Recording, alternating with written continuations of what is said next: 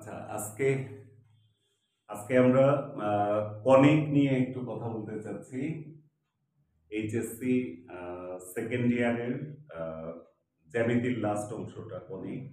এখান থেকে এই টপিকটা অনেক ইম্পর্টেন্ট এবং এখান থেকে ২টা ফুল ক্রিয়েটিভ কোশ্চেন থাকবে। কমপক্ষে ৬-৭টা এমসিকিউ থাকবে এই চ্যাপ্টার থেকে।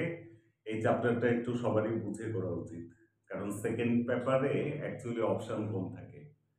তার মাঝে কনিক একটা বেস্ট অপশন। এটা ভালো করে করলে অ্যাডমিশনে উপকার পাওয়া যাবে। অ্যাডমিশন টেস্টে কনিক থেকে 100% প্রশ্ন হবে এবং বোর্ড ফাইনালে তো প্রশ্ন থাকবেই, 2টা কোশ্চেন থাকবে। হ্যাঁ, তো আমরা কনিকের ডেফিনেশনটা আগে দেখি। কনিক কাকে বলে অ্যাকচুয়ালি? কনিক হচ্ছে অ্যাকচুয়ালি একটা বিন্দু সঞ্চারপথ। হ্যাঁ, সরল রেখা একটা বিন্দু সঞ্চারপথ। বৃত্ত সেটাও একটা বিন্দু সঞ্চারপথ। হ্যাঁ, কনিক সেটাও একটা বিন্দু সঞ্চারপথ। তাহলে এটার ডেফিনেশনটা কিরকম হবে? দেখো, একটা নির্দিষ্ট বিন্দু থেকে, এস হচ্ছে একটা নির্দিষ্ট বিন্দু, ফিক্সড পয়েন্ট। নির্দিষ্ট বিন্দু থেকে একটা চলমান বিন্দুর দূরত্ব। চলমান বিন্দু অলওয়েজ আমরা এক্স ওয়াই দ্বারা সূচিত করি। নির্দিষ্ট একটা বিন্দু থেকে চলমান বিন্দুর দূরত্ব আর চলমান বিন্দু থেকে একটা নির্দিষ্ট রেখার দূরত্বের অনুপাত। নির্দিষ্ট বিন্দু থেকে চলমান বিন্দুর দূরত্ব আর চলমান বিন্দু থেকে নির্দিষ্ট রেখার দূরত্বের অনুপাত যদি ধ্রুবক হয়,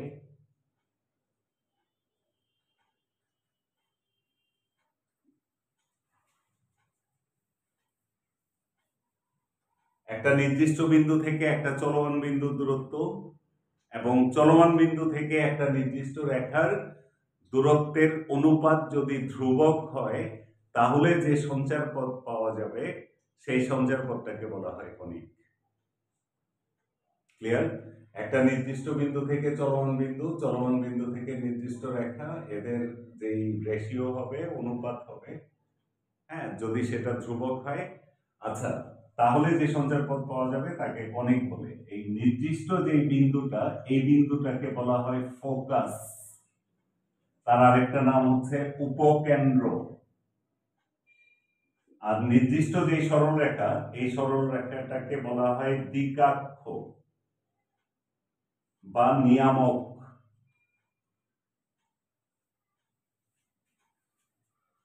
তাহলে ফোকাস কাকে বলে? তোমার যদি কোশ্চেন হয় যে কনিকের ফোকাস কাকে বলে, তাহলে আমার ডেফিনেশনটা হবে এরকম: নির্দিষ্ট বিন্দু থেকে চলমান বিন্দুর দূরত্ব, চলমান বিন্দু থেকে নির্দিষ্ট রেখার দূরত্বের অনুপাত যদি ধ্রুবক হয়, তাহলে যে সঞ্চারপথ পাওয়া যায় সেই সঞ্চারপথটাকে বলা হয় কনিক। আর নির্দিষ্ট বিন্দুটাকে বলা হয় ফোকাস। আর নির্দিষ্ট সরল রেখাটাকে বলা হয় দ্বিকাক্ষ বা নিয়ামক। অর্থাৎ ফোকাস এবং নিয়ামক ছাড়া কখনো কনিক হবে না। আর এখানে যে ধ্রুবকটা হয়, এই যে ধ্রুবক, এই ধ্রুবকটাকে বলা হয় উৎকেন্দ্রিকতা। কি বলে? তার আরেকটা নাম হচ্ছে বিকেন্দ্রিকতা। ইংরেজিতে বলে ইসেন্ট্রিসিটি।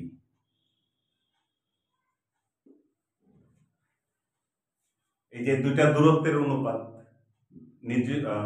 নির্দিষ্ট বিন্দু থেকে চলমান বিন্দুর দূরত্ব, চলমান বিন্দু থেকে রেখার দূরত্বের অনুপাত যদি ধ্রুবক হয় তাহলে কনিক বলে। আর এই ধ্রুবকটাকে বলা হয় ইসেন্ট্রিসিটি। সংক্ষেপে এটাকে ই দ্বারা সূচিত করা হয়। তাহলে কনিকের ম্যাথমেটিক্যাল ডেফিনেশন হচ্ছে PS by PM equal to e. আমি ই ব্যাপারটা আরেকবার বলি। ই কে বাংলায় বলে উৎকেন্দ্রিকতা, বিকেন্দ্রিকতা, ইংরেজিতে বলে ইসেন্ট্রিসিটি। প্রথম অক্ষর ই, ওইখান থেকে ই এসেছে এবং এটা হচ্ছে কনিকের অ্যাকচুয়ালি ম্যাথমেটিক্যাল ডেফিনেশন। এটাকে যদি আমরা বজ্র গুণন করি তাহলে আমাদের আসবে PS equal to E into PM। তুমি এটাও বলতে পারো, এটাও বলতে পারো। তাহলে কনিকের ম্যাথমেটিক্যাল ডেফিনেশন হচ্ছে PS equal to E into PM। আমরা কনিকের অনেক অঙ্ক করার সময় এই ডেফিনেশন ব্যবহার করব, ঠিক আছে? আর এই টোটাল উৎকেন্দ্রিকতা এর মান ভিন্ন ভিন্ন হতে পারে। আমাকে বলেছে একটা ধ্রুবক, তাহলে যদি একটা ধ্রুবক হয় তাহলে এর কতগুলি মান হইতে পারে। আচ্ছা, আমি টোটাল জিনিসটা আবার বলি। প্রথমে হচ্ছে কনিক কাকে বলে?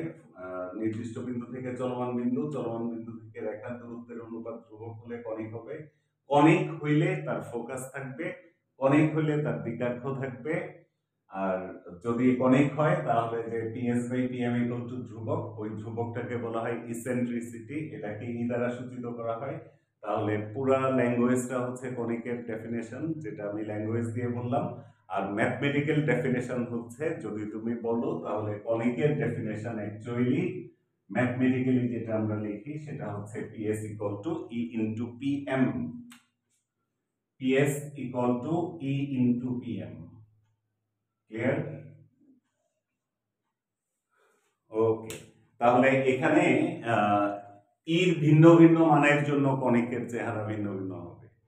যেমন এর মান কি কি হইতে পারে? এর মান 1 হইতে পারে, এর মান 1 থেকে কম হইতে পারে, 1 থেকে কম হইলে অবশ্যই 0 থেকে বেশি হবে।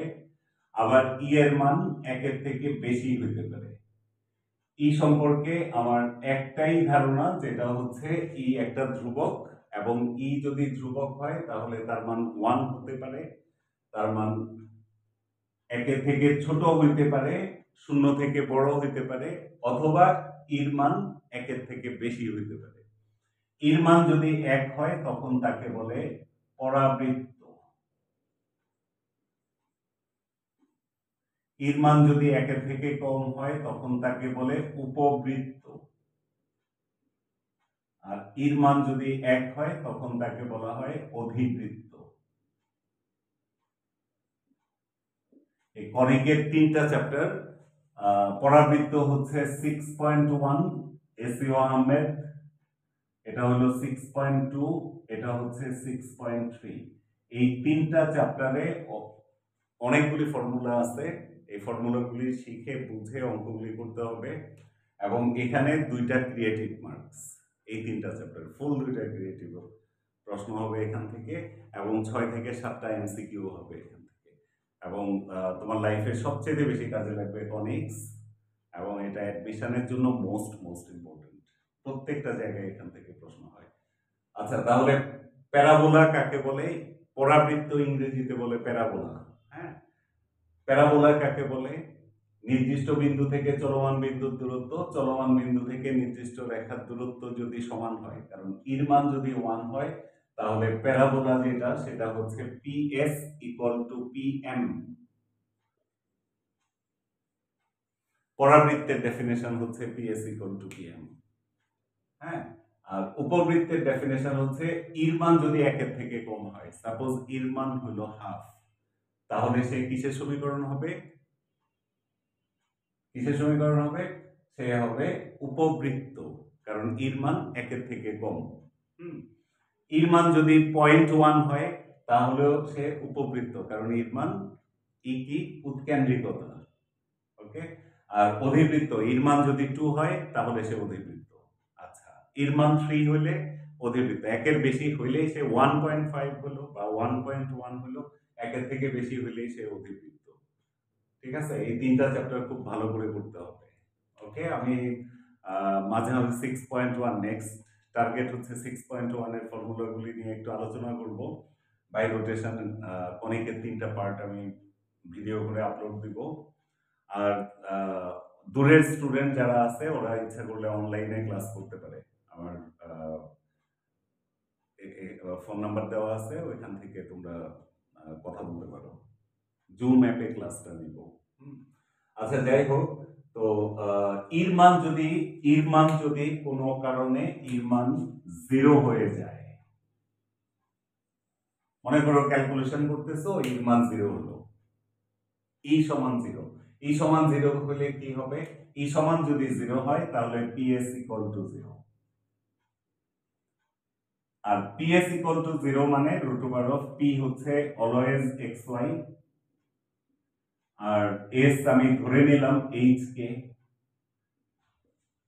তাহলে আমার এখানে যেটা আসে সেটা হচ্ছে x minus h whole square plus y minus k whole square equal to 0। আমি যদি উভয় পক্ষে স্কোয়ার করে দেই তাহলে এই রুটটা চলে যাবে। তাহলে আমি যেই সমীকরণটা পাবো, যে ইকুয়েশনটা আমার সামনে আসছে, ইর মান 0 হওয়ার পরে আমি যে ইকুয়েশনটা পেয়েছি সেই ইকুয়েশনটা হচ্ছে এটা। এখন এটা কিসের ইকুয়েশন? তোমরা কমেন্ট বক্সে বলবা, যে কমেন্টস এর মধ্যে বলবা যে এই সমীকরণটা কিসের সমীকরণ, দেখি কে কে পারে। হ্যাঁ, তারপরে এখানে একটা চমৎকার একটা ডেফিনেশন আছে, এই ডেফিনেশনটা তাহলে বুঝবা। আচ্ছা আমি বলে দিই, ওই ডেফিনেশনটা হচ্ছে বিন্দু বৃত্ত।